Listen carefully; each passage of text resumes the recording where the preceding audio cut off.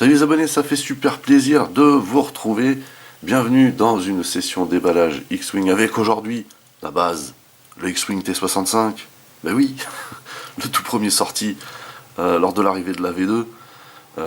Je vous le présente enfin, plus de 5 ans après maintenant. Enfin bon, je pense que ça va être un plaisir. On sait tous, on l'avait constaté hein, lors de l'arrivée de la V2 que ce chasseur avait été revu largement à la hausse à tout point de vue. Donc ça va être un plaisir de le redécouvrir, encore une fois. Et donc on va tout de suite jeter un œil à l'emballage. Comme d'habitude ici, X-Wing Star Wars. X-Wing Star Wars marqué ici. Ici donc le beau T65, car il est beau, hein, vraiment. Dans son compartiment avec bien entendu la faction de la rébellion. X-Wing T65 ici, rien en dessous. L'intitulé sur le côté, de l'autre côté la même chose. Et au dos, l'intitulé également, le laïus concernant les extensions, le laïus concernant le T65, un descriptif succinct du matériel. On nous rappelle bien entendu qu'il faut une boîte de base pour jouer, les logos, la taille des sleeves et le prix qui est en dessous. Voilà, donc on va se le déballer tout de suite sans plus attendre.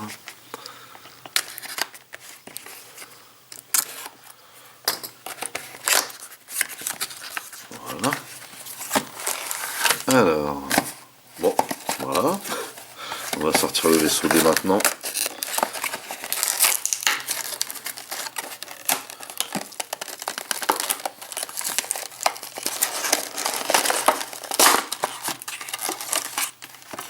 Hop.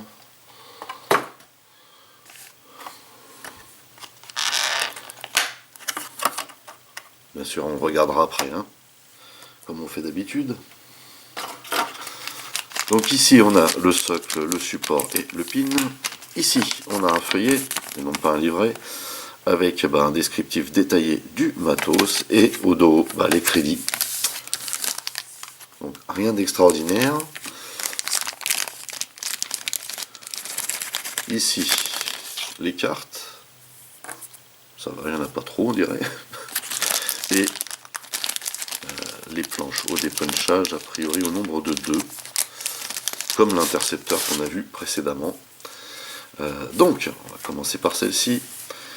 On a 1, 2, 3 marqueurs de charge, 4 marqueurs de charge. Voilà. On a un set de marqueurs d'identification de vaisseau. Voilà. On a un marqueur de désarmement. On a 3 marqueurs ioniques. Et on a ici un, 2 marqueurs de vaisseau. Voilà pour la première planche. La deuxième planche, on a un autre marqueur de vaisseau. Donc ils sont au nombre de 3, soit 6 pilotes, puisque c'est recto verso. On a une preuve d'achat. On a un marqueur pour les roues de manœuvre en plastoc. On a 2 boucliers. On a un set de target. Et on a la roue de manœuvre. Toujours avec une superbe déco. Et on a fini la deuxième planche. Donc, on va s'occuper de cette roue de manœuvre tout de suite.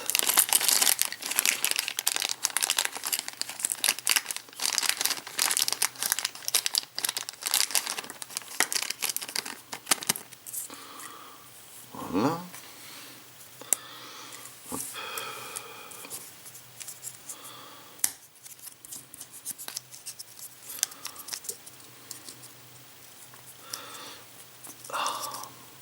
Voilà, très bien. Pas trop de galère, c'est cool. Donc toujours une superbe déco là. Alors au niveau des manœuvres, qu'est-ce qu'on a? Alors déjà on a les virages légers et le tout droit qui déstresse à 1. À 2 on a tout le panel de manœuvres, toutes les manœuvres déstress excepté les virages serrés qui sont lambda. À 3 on a le tonneau de talon et on a tout le panel de manœuvres lambda. Voilà, donc ça super intéressant aussi. Donc, ce que je disais la dernière fois par rapport aux intercepteurs, on a le T-65 aussi qui n'a pas le 3 serré qui stresse, et ça c'est juste énorme. On a un 4 tout droit lambda et un 4 en Koyograne. Voilà. Donc des superbes manœuvres pour ce vaisseau. Vraiment. Et ce vaisseau, le voici. La classe. Super stylé. Le repaint par rapport aux versions précédentes est juste magique. Vous voyez. Tout en finesse.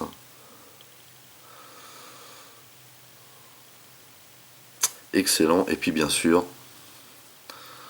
on a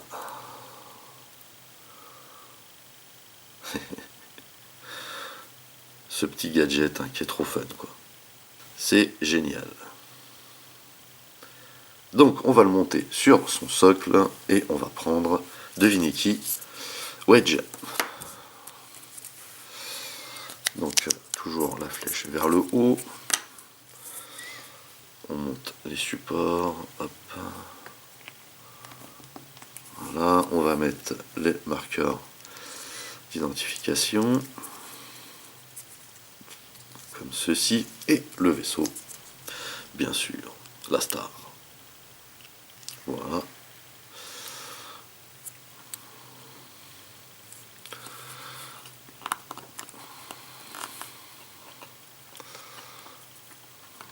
À noter quand même que il y en a qui sont pas tout à fait droits par rapport au socle. C'est un petit peu dommage, mais bon. C'est comme ça.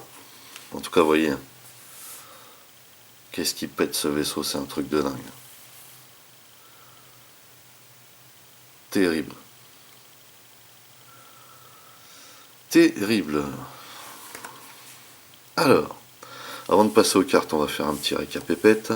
Donc la roue de manœuvre, 3 marqueurs de vaisseau recto verso, soit 6 pilotes, un set de marqueurs d'identification, un set de target, 2 boucliers, 3 marqueurs ioniques, 4 marqueurs de charge, un marqueur de désarmement, une preuve d'achat et un marqueur pour les roues de manœuvre en plastoc. On va passer tout de suite aux cartes. Et avant de nous attarder aux pilotes, on va regarder les caractéristiques de ce vaisseau qui attaque à 3 par l'arc de tir principal, il esquive à 2, il a 4 de coque et 2 de bouclier. Autant vous dire que c'est un chasseur très bien fourni, puisqu'en plus en action il a concentration, target et tonneau, la base.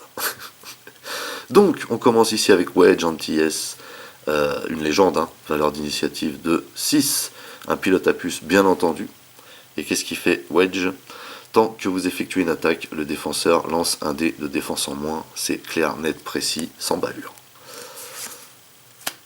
Ensuite on a Tain Kirel, toujours pilote à puce, valeur d'initiative de 5 quand même. Et donc, tant que vous effectuez une attaque, vous pouvez dépenser un résultat œil, dégâts normal ou dégâts critiques pour regarder les cartes de dégâts face cachée du défenseur, en choisir une et l'exposer. Ça, c'est juste trop fun. Donc déjà, rien que ça aussi, vraiment. là, on a 2 pilotes, c'est du cash. C'est du cash. Ensuite, on a Garven Drace, valeur d'initiative de 4, pilote à puce également.